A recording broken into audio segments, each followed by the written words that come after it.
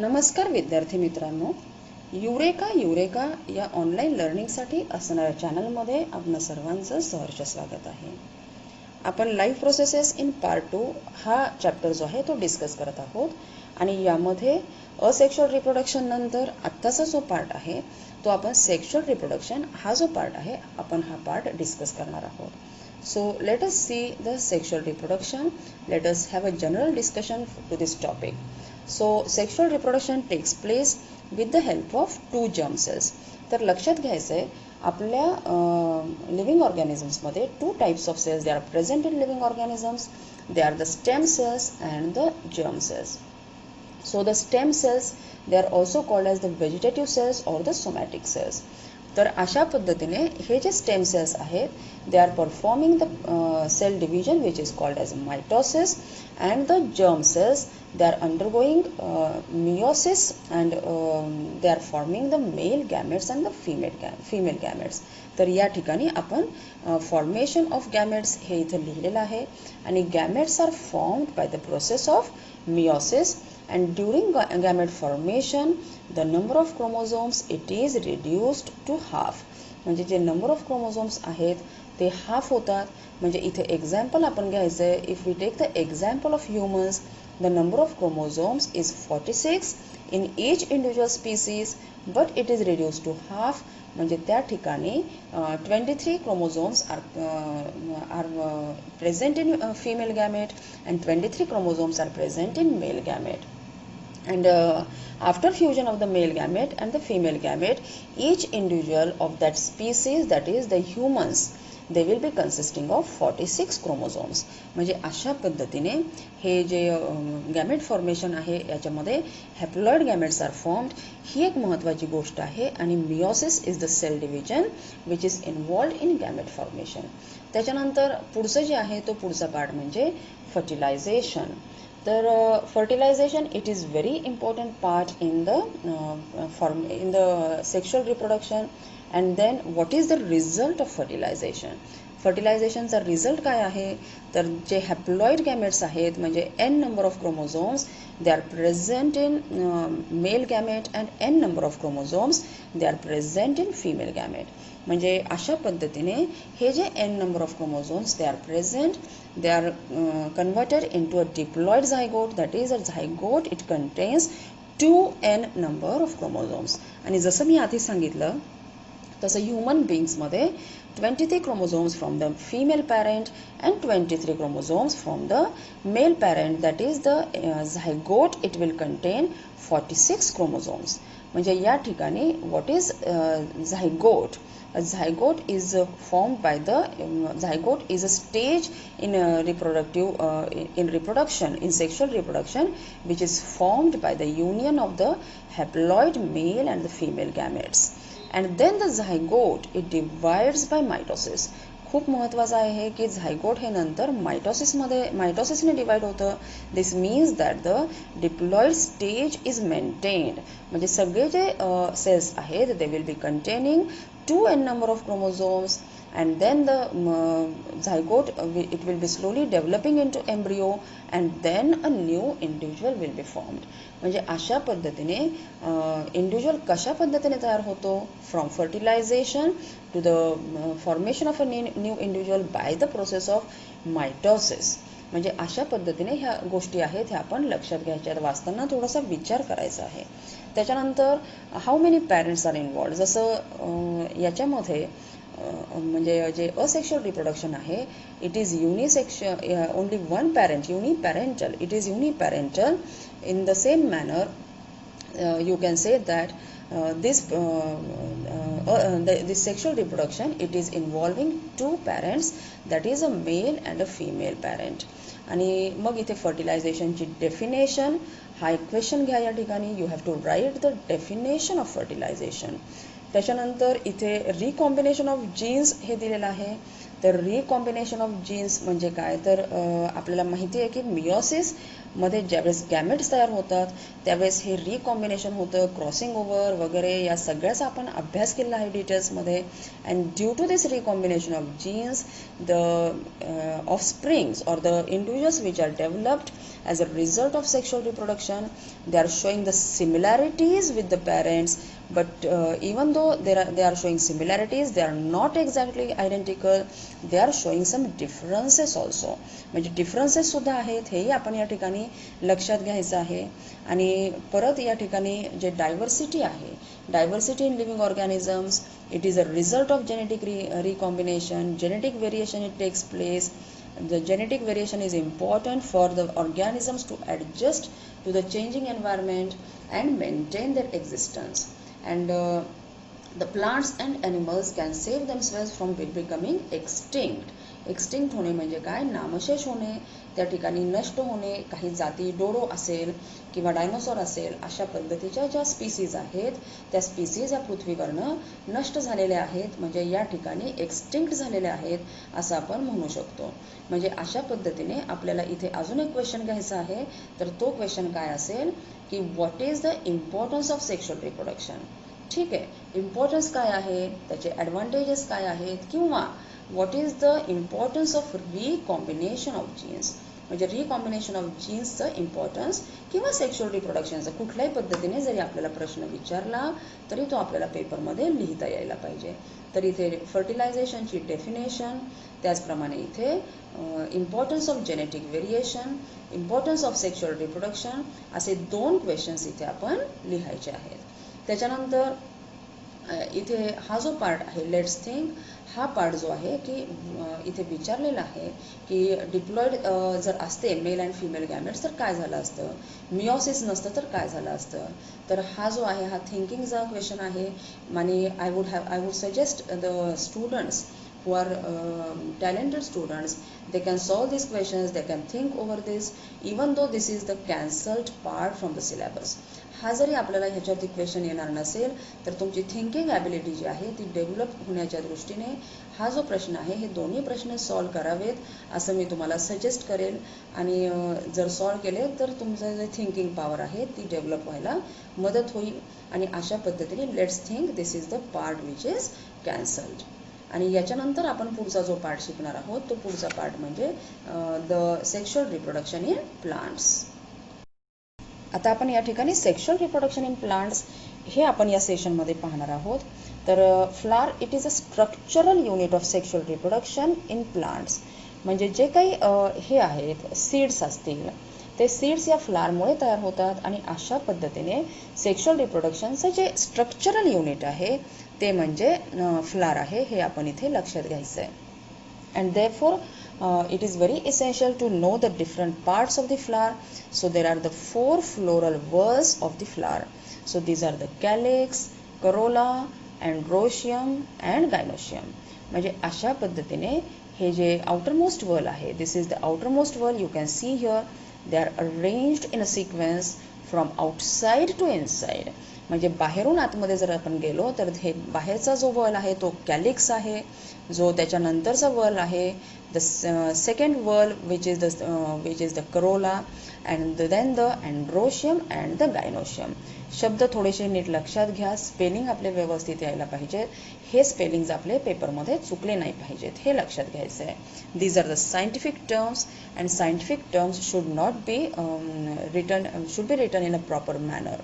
तर हे लक्षात घ्यायचं आहे की पेपरमध्ये हे शब्द जे आहेत ते चुकले नाही पाहिजेत.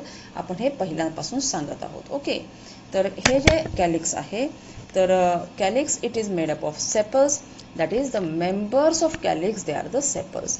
म्हणजे हे ग्रीन कलरचं जे कॅलिक्स आहे हे कॅलिक्स आहे. आणि पेडिसेल म्हणजे ज्याला आपण स्टॉक ऑफ द फ्लावर, म्हणजे इंग्लिश लँग्वेजमध्ये ज्याला आपण स्टॉक ऑफ द फ्लावर किंवा मराठीमध्ये फुलाचं जे देठ आहे त्याला आपण काय म्हणणार, पेडिसेल असं म्हणणार. So this is the scientific word. Calyx it is the outermost whorl, it is the protective whorl, ते प्रोटेक्शन करणार आहे. आणि अशा पद्धतीने androecium and gynoecium these are the essential whorls. म्हणजे अतिशय महत्त्वाचे वर्ल्स जे आहेत ते कोणते आहेत, हे अँड्रोशियम जे आपण इकडे दाखवलेलं आहे this is androecium, this is also androecium, this is the male whorl of the flower and this gynoecium it is the female whorl of the flower. म्हणजे अशा पद्धतीने मेल वॉल आणि फिमेल वॉल असे हे दोन टाईपचे वॉल्स आहेत.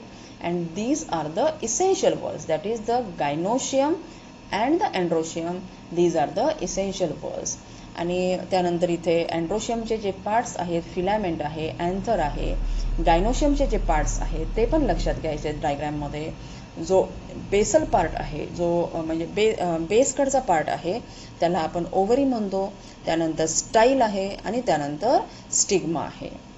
So you can see here that the calyx it is green colored and the petals they are of different colors. They are variously colored. They are differently colored so that the insects can be attracted for pollination.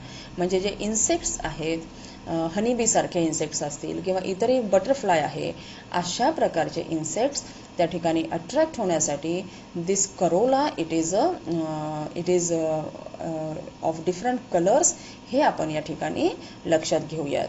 आणि याच्यानंतरचा जो पुढचा part आहे त्या पार्टमध्ये आपण जे अभ्यासणार आहोत त्यामध्ये बायसेक्शुअल फ्लावर. तर हे जे हिबिस्कस फ्लावर आहे it is a bisexual flower. It is also called as a hermaphrodite flower. म्हणजे both androecium and gynoecium are present in the same flower and therefore this flower it is called as the bisexual flower. आणि त्याच्यानंतर androecium and gynoecium they are present in the same flower. हे हिबिस्कसचं example झालं. त्यानंतर युनिसेक्शुअल flower. युनिसेक्शुअल flower म्हणजे काय? Only if androecium is present, as androecium is the male whorl it is called as the male flower and if gynoecium is present it is called as the female flower. तर अशा पद्धतीचं example इथे पपयामध्ये आपल्याला पाहायला मिळतं. That is the flower it is unisexual or the flower it is divided into male flower and the female flower. The example is that of papaya. म्हणजे अशा पद्धतीने हे पपयाचं एक्झाम्पल आहे, हे आपण लक्षात घ्यायचं आहे. म्हणजे what is bisexual flower, what is unisexual flower, त्याचप्रमाणे मेल फ्लावर काय आहे, फिमेल फ्लावर काय आहे, अशा प्रकारचे प्रश्न आपण या ठिकाणी लिहायचे आहेत. आणि याच्यानंतरचा जो पुढचा पार्ट आहे तो पुढचा पार्ट म्हणजे हा पार्ट कॅन्सल झालेला आहे. हा पार्ट नाही आपल्याला, परंतु तरीसुद्धा मी इथे अतिशय लाईट कलरची लाईन इथे जर तुम्ही खूप बारकाईने पाहिलं तर तुम्हाला ते दिसेल. तर तरी पण आपण हे डिस्कस करणार आहोत. ओके, कारण हे काही एवढं अवघड नाही आहे आणि मला असं वाटतं की आपण घरी आहोत, लॉकडाऊन पिरियड चालू आहे आणि त्याच्यामुळे आपल्याला अभ्यास करायला काही हरकत नाही आहे. तुम्ही जर 24 तासांचा जर आपण हिशोब केला तर आपण सेल्फ स्टडी फोकस्ड जर राहिलं तर हा पार्टसुद्धा आपण अभ्यासायला हरकत नाही. आणि त्याच्यामुळे इथे आपण हा पार्ट थोडासा पाहूयात. So many flowers they have the stalk for support and they are called as the pedicellate flowers. म्हणजे pedicel it is a stalk of flower, हे लक्षात घ्यायचं आहे. म्हणजे स्टॉक ऑफ लीफ असेल म्हणजे पानाचं देठ असेल तर त्याला आपण पेटिओल म्हणतो, लक्षात घ्या. म्हणजे जी टर्मिनॉलॉजी आहे बायोलॉजीमध्ये ती महत्त्वाची आहे की जे आपण पेटिओल कशाला म्हणतो, it is the stalk of the leaf. लीफचा जो स्टॉक आहे, लीफचा जो देठ आहे त्याला पेटिओल म्हणतात. मग फ्लावरचा जो देठ आहे त्याला पेटिओल म्हणतात का, तर नाही. त्याला काय शब्द आहे, पेडिसेल हा शब्द आहे. आणि अशा प्रकारचं फ्लावर जे आहे ते पेडिसिलेट फ्लावर आहे. And the flower without a stalk it is a sessile flower. Sessile flower म्हणजे काय की त्याला कुठल्याही प्रकारचा स्टॉक नाही, देठ नाही. म्हणजे आपण जर रातराणी किंवा आपण त्याला निशिगंधाचं एक्झाम्पल घेतलं तर ते एक्झाम्पल आहे. काही मुलांना कळत नाही, बोली भाषेमध्ये सांगते मी, काही मुलं त्याला गुलछडीसुद्धा म्हणतात. कारण का बऱ्याचदा वर्गामध्ये शिकवताना लक्षात येतं की मुलांना हे कळत नाही, रातराणी कळत नाही, त्याचप्रमाणे त्यांना हे कळत नाही, म्हणजे निशिगंधसुद्धा कळत नाही. पण त्यांना म्हणजे काही जणांना कळतं परंतु काही जणांना कळत नाही, म्हणून गुलछडी हा सुद्धा शब्द आपल्या बोलीभाषेमध्ये यूज केला जातो. तोही मी इथे सांगितलेला आहे. These flowers are the sessile flowers and in English it is called as the tube रोज.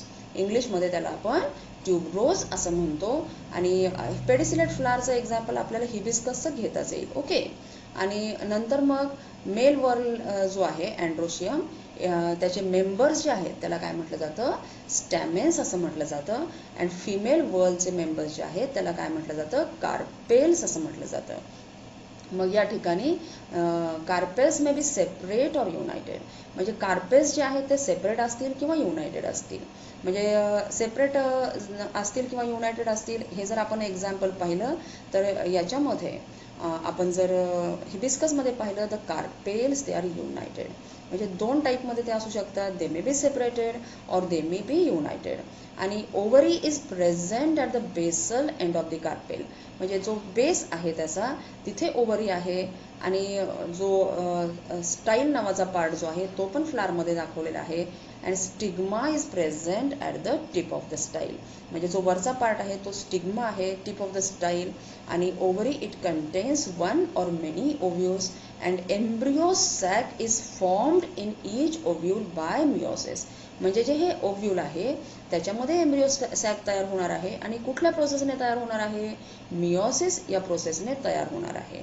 म्हणजे एम्ब्रियो सॅक जे आहे त्या एम्ब्रियो सॅकचं इथं वैशिष्ट्य दिलेलं आहे. What is the embryo sac consisting of, embryo sac is consisting of a haploid egg cell, haploid egg cell त्याच्यामध्ये आहे. हॅप्लॉइड म्हणजे chromosome number is reduce to half and the haploid polar nuclei. आणि हे एक गोष्ट लक्षात घ्या, हा जरी पार्ट इथे कॅन्सल झाला असेल तर पुढचा जो पार्ट आहे तो समजण्यासाठी हा कमीत कमी वाचणं तुम्हाला आवश्यक आहे. लक्षात आलं, तुम्हाला हा जो पार्ट आहे तो समजून घेणं गरजेचं आहे. परीक्षेसाठी तुम्हाला अभ्यास तुम्ही थोडासा मागे ठेवला या पार्टचा किंवा थोडंसं जास्त फोकस नाही केलं, पण सध्या तुम्हाला हा पार्ट स्टडी करणं हे महत्त्वाचं आहे. कारण हे पहा इथे लिहिलेलं आहे, each embryo sac consist of haploid egg cell and 2 haploid polar nuclei. म्हणजे यामध्ये जे सेंटेन्सेस लिहिलेले आहेत हे सेंटेन्सेस एम्ब्रियो सॅक आहे, हे तुम्हाला पुढे लगेच जे पॉलिनेशन आहे, जे फर्टिलायझेशन आहे त्यामध्ये ह्याच्यावरती आधारितच ती पुढची प्रोसेस आहे. त्यामुळे एक सर्वांना एक सूचना आहे या ठिकाणी की तुम्ही हा जो पार्ट आहे हा जरी कॅन्सल झालेला असेल तरी you have to focus on self study, म्हणजे ह्याचा आपण सेल्फ स्टडी करायचा आहे. म्हणूनच मी हा इथे डिस्कस केलेला आहे. लक्षात घ्या, कारण पुढची प्रोसेस पॉलिनेशन ही ह्या पार्टवर आधारित आहे. त्यामुळं हा पार्ट आपल्याला स्टडी करणं महत्त्वाचं आहे. ओव्हरीमध्ये ओव्ह्यूल्स आहेत, त्यानंतर ओव्ह्यूल्सचे सीड्स होतात, ओव्हरीचं फ्रूट होतं, हे महत्त्वाचं आहे. त्यामुळं you have to not study this part, म्हणजे पूर्णपणे ह्याच्याकडे दुर्लक्ष करून पण चालणार नाहीये, हे लक्षात घ्यायचं आहे. आणि याच्यानंतरचा जो पुढचा पार्ट आहे तो पॉलिनेशन अँड फर्टिलायझेशन हा पार्ट आपण अभ्यासणार आहोत. After studying the structure of the flower, that is the reproductive organ of the angiosperms. Angiosperms are the flowering plants and the gymnosperms, they are the non-flowering plants. We are going to study here pollination and double fertilization. आपण इथे दोन गोष्टी study करणार आहोत, एक म्हणजे pollination आणि दुसरं म्हणजे double fertilisation. So let us study here what is pollination. So pollen grains from anther, they are transferred to the stigma. This is called as pollination. याला आपण काय म्हणतो, पॉलिनेशन असं म्हणतो. आणि हा डू यू नो हा जो पार्ट आहे हा पार्ट कॅन्सल केलेला आहे. मी इथे लाईट याच्यामध्ये दाखवलेला आहे, पहा की इथे क्रॉस केलेला आहे. ओके, पण लक्षात घ्या की इथे काय दिलेलं आहे की pollination it is of 2 types, self pollination and cross pollination. Then what is self pollination? So when the flowers are present on the same plant, or when the flower contains 2 different whorls, that is the male whorl which is androecium and the female whorl which is gynoecium, that is the flower is bisexual, then the pollination is termed as self pollination. And such a type of pollination can take place very easily with the help of wind. म्हणजे wind it is a biotic agent, water abiotic agent, wind is a abiotic agent, water it is also a abiotic agent which helps in the pollination. म्हणजे लक्षात घ्या, self pollination जर व्हायचं असेल तर wind it plays a important role in self pollination. And another thing is that when the 2 different flowers are present on the 2 different plants of the same species, for example like the papaya, then it is said that the cross pollination takes place in such flowers. and you can see here the examples where the agents which bring about the cross pollination, they are the insects, birds or other animals. म्हणजे cross pollination and self pollination, these are the types of pollination and these are the agents of pollination. हे आपण या ठिकाणी लक्षात घ्यायचं आहे. Wind, water, these are the abiotic agents. Insects and other animals, these are the biotic agents for pollination. आता याच्यानंतर research वर्कसाठी काही वेळा सायंटिस्ट जे आहेत ते ब्रशच्या साह्याने पॉलिनेशन जे आहे ते पॉलिनेशन घडवून आणतात. We can call it as a artificial pollination. त्याला आपण आर्टिफिशियल पॉलिनेशन असं सुद्धा आपण म्हणू शकतो. आता याच्यानंतर पुढचा जो पार्ट आहे याच्यामध्ये जे pollen grains they are transfer to the stigma. मग पोलन ग्रेन्स हे स्टिग्मावरती ट्रान्सफर होतात. This will be the first step in pollination. म्हणजे अशा पद्धतीने म्हणजे ही जी आहे फर्स्ट स्टेप त्यामध्ये pollen grains will be transferred to the stigma and in the next step they will be germinating. Germination of pollen grains will take place. म्हणजे अशा पद्धतीने ही पोलन ट्यूब तयार होणार आहे आणि ही पोलन ट्यूब याच्यामधून म्हणजे या स्टाईलमधनं या गायनोशियम या पार्टमधनं आतमध्ये जाऊन या ठिकाणी पुढे it will be forming a long tube and it will be releasing 2 male gametes over here. The pollen tube it carries 2 male gametes. इथे लक्षात घ्या, इथे लिहिलेलं आहे 2 मेल गॅमेट्स. ओके. आणि मग अशा पद्धतीने हे जे 2 मेल गॅमेट्स तयार होतात हे डबल फर्टिलायझेशनचं हा बेस आहे.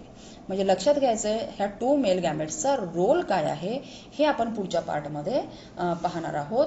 तर आपण सगळ्यात आधी काय करूयात, ही जी एम्ब्रिओ सॅक आहे ह्या एम्ब्रिओ सॅकचं स्ट्रक्चर समजून घेऊ आणि अतिशय छोटे छोटे प्रश्न विचारायचे आहेत आपण स्वतःला की या एम्ब्रिओ सॅकमध्ये किती सेल्स आहेत. Okay. So how many cells are present in this embryo sac? Let us count these cells.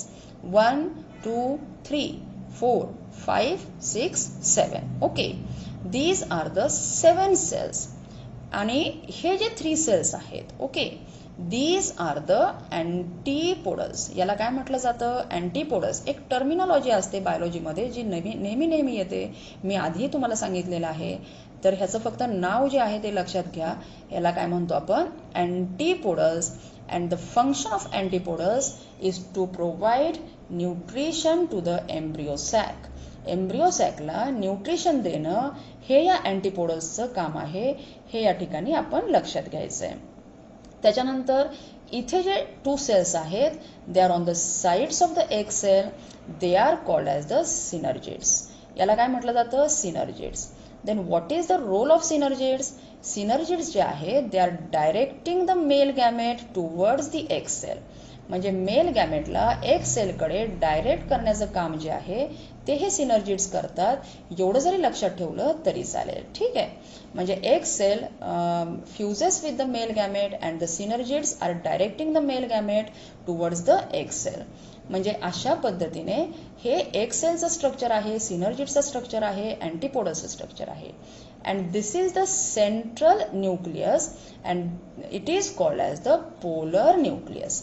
म्हणजे इथे 2 न्यूक्लियस आहेत. एक सेल जरी असेल तरी nucleus they are 2 in number. म्हणजे लक्षात घ्यायचं, nucleus they are 2 in number means the embryo sac is 7-celled and 8 nucleated structure. म्हणजे एम्ब्रिओ सॅकमध्ये 7 सेल्स आहेत आणि 8 न्यूक्लियस आहे. म्हणजे these 2 nucleus they are fusing with the male gamete. म्हणजे 2 male gametes जे आहेत, 2 male gametes which are released in the embryo sac, they are fused at 2 different places. This is the first place where the fusion takes place with the egg cell and another place where the fusion takes place is with the polar nucleus. And therefore this fertilization is called as double fertilization.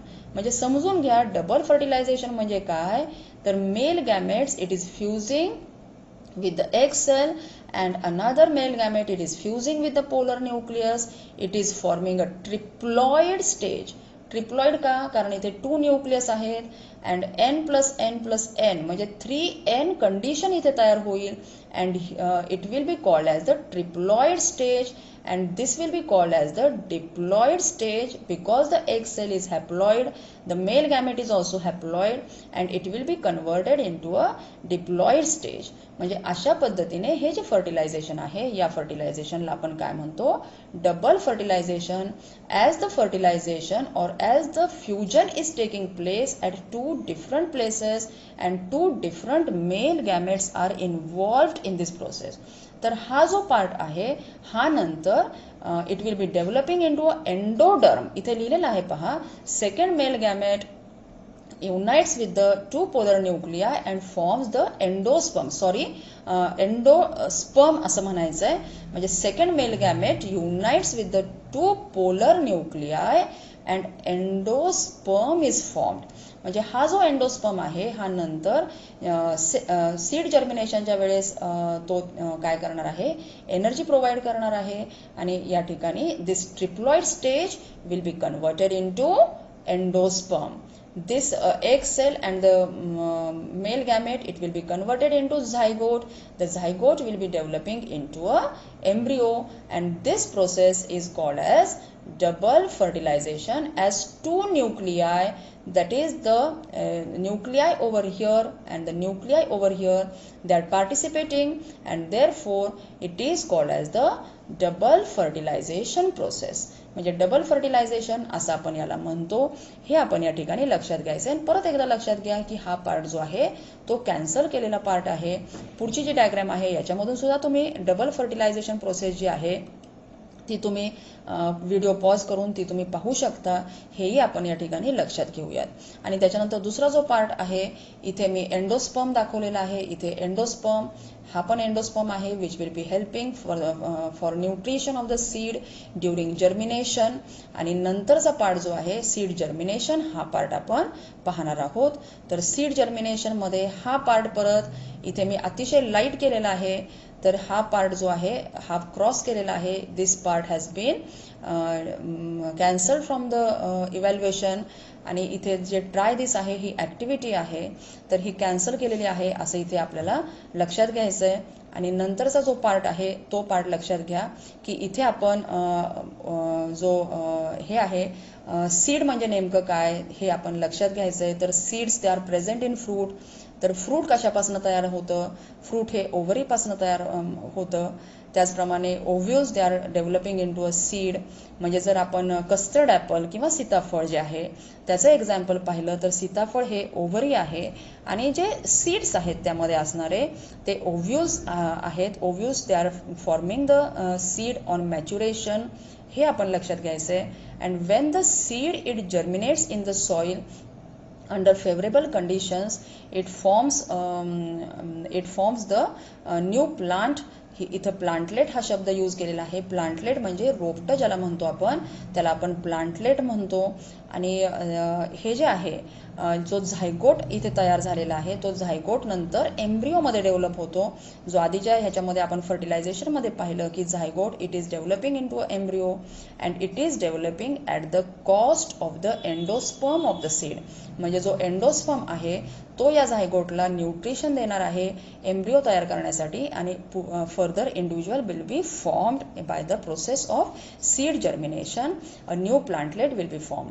म्हणजे अशा पद्धतीने हे जे दाखवलेलं आहे germination मग याच्यामध्ये हा रॅडिकल आहे त्याचप्रमाणे हा प्लुम्यूल आहे हे पार्ट्स आपल्याला लहान वर्गात असताना झालेले आहेत हे आपण इथे लक्षात घ्यायचं आहे.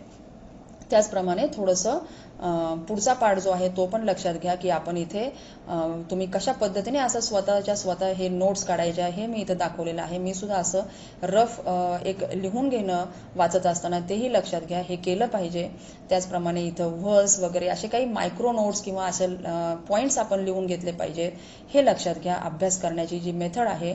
त्याचप्रमाणे नंतर जे आहे इथे काही डायग्रॅम्स इथे मी दाखवलेले आहेत हे डबल फर्टिलायझेशनसाठी.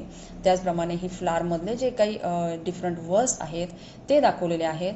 आणि त्याचप्रमाणे the scientist who has discovered this double fertilisation this is the Russian scientist who has discovered the double fertilisation process आणि अशा पद्धतीने डबल फर्टिलायझेशन प्रोसेस ही खूप जास्त कॉम्प्लिकेटेड आहे, परंतु आपण इथे जास्तीत जास्त सिम्प्लिफाय करण्याचा प्रयत्न केलेला आहे. आपल्याला ती प्रोसेस जी आहे ती समजली पाहिजे आणि जो काही डिस्कार्ड केलेला पार्ट आहे, जो काही कॅन्सल केलेला पार्ट आहे, तो सुद्धा काही वेळा आपल्याला काही कन्सेप्ट समजून घेण्यासाठी तो अभ्यासणं हे महत्त्वाचं आहे. त्यामुळं तुम्ही ज्यावेळेस एम्ब्रिओचा स्टडी कराल त्यावेळेस स्वतः त्या ठिकाणी हे करा. एम्ब्रिओचा स्टडी करताना अँटीपोडल सेल्स किती आहेत, त्याच्यानंतर सिनर्जिड्स किती आहेत, एक्स सेल्स किती आहेत, त्यानंतर पोलर न्यूक्लियस, या सगळ्याचा स्वतःचा अभ्यास करताना थोडंसं स्वतःला क्वेश्चन करायची सवय लावून घ्या की जेणेकरून तुमचा अभ्यास पक्का होईल. आणि शेवटी याच्यामध्ये जे काही क्वेश्चन आन्सर्स आहेत ते क्वेश्चन आन्सर्स सुद्धा आपण सॉल्व करायचे आहेत नेहमीप्रमाणे. हे पण आपण लक्षात घ्यायचं आहे.